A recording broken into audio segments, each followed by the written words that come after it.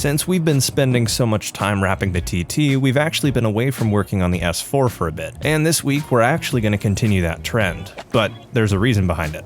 This car is in a pretty interesting spot. The car is currently in a little bit of a waiting state. Everything on it is pretty much as far as we can take it when it comes to stage 2 stock turbo. So in this car's near future is big turbos and larger brakes. Both of those, however, are rather expensive. So while those are on their way, it might take a second for me to save up the cash for it. So in other words, all this is coming, just not immediately. Plus, I've got some other quality of life upgrades I'd like to do to this puppy before we get too far into that. We're also likely gonna have to sort out the TT's turbo issue first, because I'd rather have 2 working cars than one torn apart and one broken. That just sounds a lot less fun. That being said, I got to thinking. And we've never really done a proper reflection on the modifications that this car does have. I want to go in depth onto each single one and effectively do a follow-up, telling you what I think is worth it and which ones I would maybe put on the back burner. I've also had experience with the 1.8, so this video applies to the B5 in general. Most of this will apply to any model, so I think this reflection's going to be pretty useful.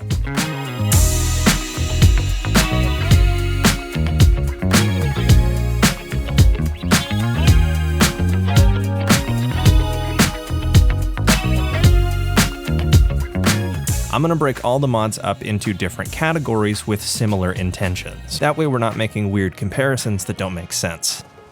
So the best first modification in my mind isn't even really a modification at all. It's a collection of tasks and steps that I think you should check off anytime you buy a new project. And you'll probably end up thanking me later if you get these done before you do any sort of fun mods. In other words, this category is pretty important. I'm talking you should do every single bit of maintenance that has been neglected from your car before your ownership. And in my case, I had to get this thing pretty much entirely roadworthy again, because after all, I towed it home. Without question, the best first thing you can do when modifying a car is to make sure it's working like it should originally. These cars are getting old, so each one is going to need help. And each one of these is something you should do no matter what car you have. You're going to want to make sure your car has wheels and tires that fit and work. When I bought the car, the tires were completely ruined, and I needed new wheels as well. Of similar importance is your brakes. You don't even have to upgrade them, but at this point you need to make sure they work. So new pads and rotors aren't a bad idea. At this point I would also suggest doing spark plugs and ignition coils. I love the R8 coil pack kit for both the 2.7s and the 1.8s. It's a much more reliable ignition design than what comes on the B5, so definitely worth it in my mind. With the ignition sorted, we can continue to work on the engine, and a big part of that maintenance to me is to make sure the car has no vacuum leaks. With cars this old, I'm always going to suggest replacing all your vacuum lines with silicone ones. Once you know your system has no leaks, you're going to be in a much better position. And definitely don't be surprised if when doing this you find out your PCV system needs an update. I would also definitely suggest you upgrade your diverter valves. I personally like the metal ones because you can rebuild them really cheap.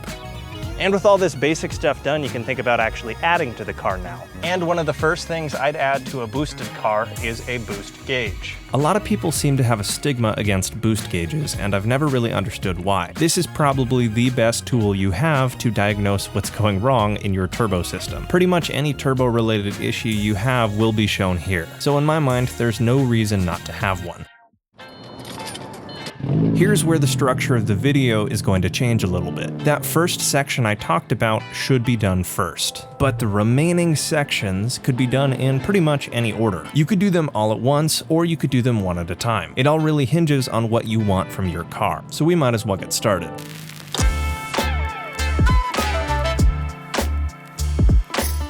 Surprisingly, the stock S4 doesn't really handle that well, or at least as well as you would expect. That's where these modifications come in. Just because the B5 chassis isn't a sports car doesn't necessarily mean it can't handle well. It's just going to need a little help. By far and away, the best suspension upgrade for this chassis is the rear sway bar. And ironically, that was one of the very first things we did when we bought the car. Sway bars are one of my favorite mods because of how much they do for how little they actually cost. They reduce the body roll and help your car rotate better in a corner. And as far as modifications go, they're pretty affordable. Normally, they're just bolt-on. On the B5, however, when you do the rear, you're also going to want to buy a reinforcement bracket for the subframe. Even together though, well worth it for a first suspension mod. And if you like the feeling of the rear sway bar, you might as well do the front. It's not super expensive, and it basically just amplifies the feeling from the rear. Front sway bars can either be very difficult to install or very easy to install, depending on where they sit. And on the B5, it's very easy. So in my mind, if you're updating the rear, you might as well update the front. Mine was pretty rusted out, and I absolutely love the upgrade. Sway bars are cool because they're easy and affordable, and they really do help. But if you really want this car to handle well, you're going to need to spend a little bit more and buy some adjustable control arms and coilovers. Stock, these cars all ride like monster trucks. I think my car specifically had about 5 inches of wheel gap in the front, and in combination with the seats, it's just not confidence inspiring. I tossed on some BC racing coils along with adjustable control arms. If you're trying to save some cash, you can definitely do just the coilover. But if you're gonna ask me, always do adjustable arms so you can really take advantage of fine-tuning your alignment. The car looked great at its lower ride height, and believe it or not, it handled even better than it looked. To me, the biggest change that ever happened with this car happened with the suspension.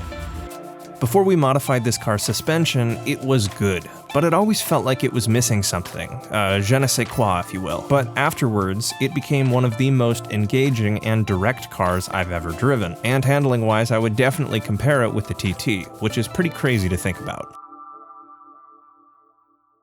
I put handling first because I think that's probably the most beneficial for the platform, but this is likely where people want to start. First things first, if you're taking your car stage 3 and have the money already, jump to that. KO4s and up are awesome. This section assumes you want to do bolt-ons on stock turbos first. So once you actually get it handling well is when I would really suggest jumping into the power mods. First things first, let's touch on tuning. Both the 1.8s and the 2.7s benefit greatly from this. Just getting a base tune on your car with no other modifications results in immediate horsepower and torque gains. But you should tune for your mods, so if you're going to do bolt-ons, wait a little bit. So what I'm basically getting at is it makes a lot more sense to tune for the mods your car has as opposed to retuning every time you install something new. Just a personal preference, but it's cheaper and easier, so that's what I suggest. I also definitely suggest you try to actually get to know your tuner because they often know a lot about different platforms and it's a good relationship to have. Plus, usually really cool people. With that in mind, definitely tune your car. It's the most important change you're probably going to make, but when you tune is going to change depending on what bolt-ons you have. So what order would I suggest you do the bolt-on power mods then? There's a lot of parts to a turbo system, and on the 1.8s and the 2.7s, the benefit of the bolt-on directly correlates to the amount of restrictions it removes. Not talking about diverter valves, those should be upgraded by now. To be honest, the first thing I would save up for is a downpipe. The stock A4 and S4 downpipes are restricted, so a larger one removes that restriction and really helps spool. At this point, I would also definitely do an exhaust. They sound good.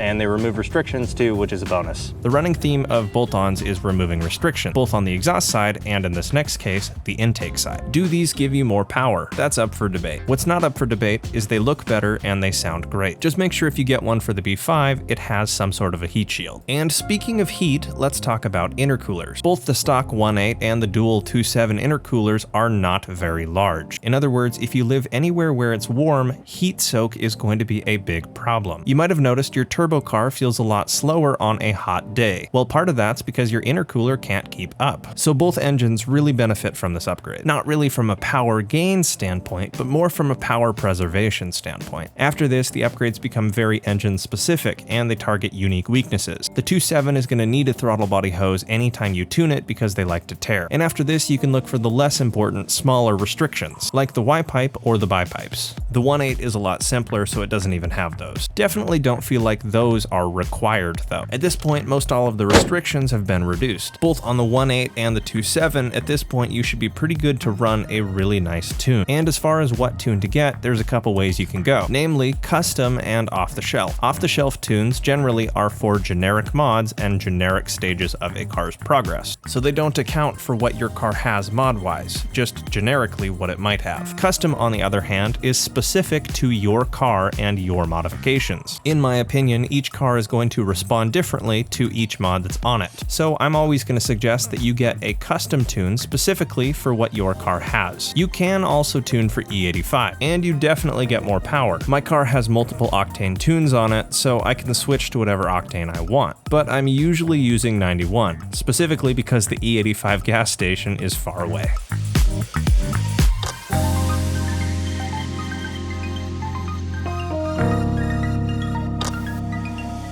First things first, cosmetic mods are entirely up to your own personal opinion. At the end of the day, it only really matters if you like the look of your own car. That being said, my B5 has changed so much cosmetically that it would be a shame not to include those changes in this list, because a lot of these changes that were cosmetic have changed how I've felt about the car as a whole, which is a huge part of the driving experience. In other words, it makes total sense to include them. I bought the car in pretty rough shape. Peeling clear coat, torn interior, and in other words, the whole thing was a mess. I took it one step at a time. I replaced each of the door cards on the inside and then started working on the exterior. I knew this car was never going to be perfect without a paint job, so I figured the best chance I had was to learn to vinyl wrap. And that was such a fun process that I did it again on the TT. Plus, it made the car look a whole lot better, which is why I'd say it's the most beneficial cosmetic mod I did to the car. Following that, however, are two mods that have additional benefits. So if you do all the handling upgrades I suggest, then you very quickly will be in a position where the stock seats do not have enough bolsters to hold you in place. Especially for an A4, those seats had hardly any bolsters in my B6, and the seats in my S4 were completely falling apart. So to me, one of the most worthwhile upgrades I did to the interior was these seats. They're awesome. I love them. Sitting in a quality seat completely changes the driving experience, and these ones from Corbeau inspire confidence and hold you in a corner. Plus, my OEMs were torn to shreds. I'm also very into music. I listen to it probably 8 hours a day minimum. So to me, a radio was an absolute must. I have yet to find one of those Bluetooth receivers that does not sound terrible. Someday it would be cool if that was an option so you could keep stock radios, but to me a head unit upgrade both modernizes the interior and makes it a little bit more livable, especially for a car like this that has less than normal amenities. The second I was able to pick the music I was listening to just so happens to be the same second that I started to really enjoy being in this interior. At that point, I also replaced a bunch of the speakers that were blown, so the audio itself had improved tremendously. I also replaced some carpets on the interior, and that helped a lot too. With that though, we can move back out to the exterior of the car. However, before we move on to those accessories, we've got to be able to see them, and the pollen has definitely not been kind.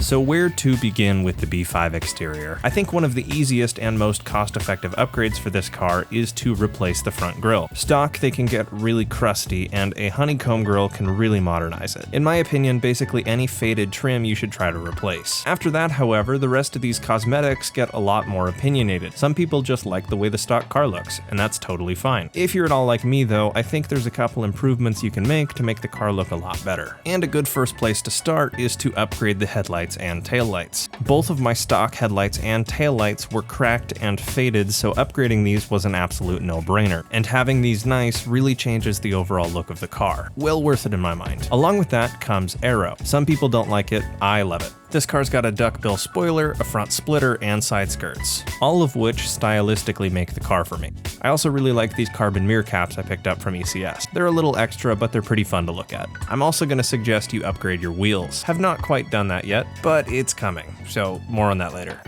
So the big thing to remember is all of this stuff is up to personal opinion. So at the end of the day, to do this right, all you have to do is pick the mods that you want for your car. Build the car you want as opposed to the car that everyone tells you you should have. You do that, you'll have fun. Listing all these modifications out like this just makes me realize how far this car has come since I first bought it. It's been a journey, but a really fun one, and it's not done yet. I'm definitely excited for what we're going to do with this car in the future, and I really hope you are too. And if I missed anything, which I probably did, throw it in the comments. The B5 has a pretty cool community, so supporting each other is really the best thing we have. Thank you for watching. If you enjoyed the video, consider dropping a like and subscribing for more. It's the best way you can help support me and the videos I make. Either way, I'll see you guys in the next episode. Thank you again. Have a wonderful day.